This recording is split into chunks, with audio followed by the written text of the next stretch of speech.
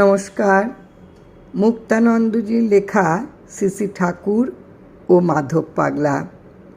মাধব পাগলার দীক্ষা গ্রহণের 2 বৎসর পরে ঠাকুরমশাই কাশী আসিয়া রামপুরায় এক শিষ্যের বাড়িতে উঠিলেন। মাধব পাগলা এই সংবাদ পাইয়া শ্রী গুরু দর্শনে যান। শ্রী শ্রী ঠাকুর মাধব পাগলাকে জিজ্ঞাসা করলেন, নাম জপ হচ্ছে তো?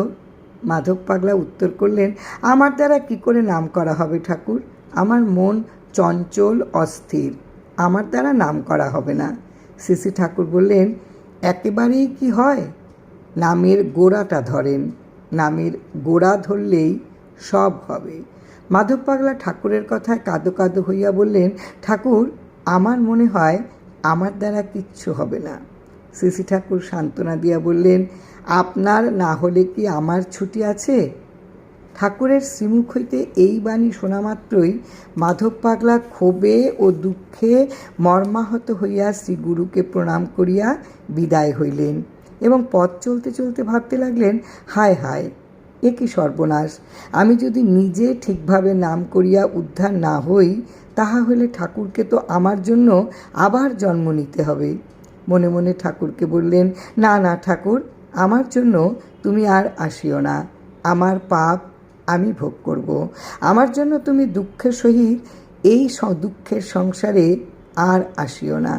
মাধব পাগলা কিছুদিন পর্যন্ত এই কথা মনে মনে চিন্তা করিয়া নিজেকে ঠাকুরের নিকট অপরাধী মনে করিতে লাগিলেন এবং কেঁদে ফেলতেন।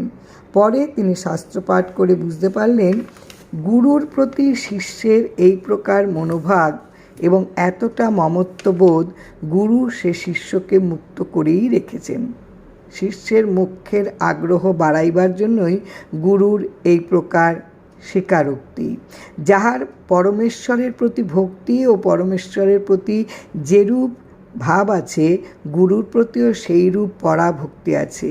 সেই মহাত্মার নিকটেই উপনিষদ যুক্ত এই সকল বিষয় সানুভব যোগ্য নয়, অর্থাৎ তিনিই মুক্তির অধিকারী।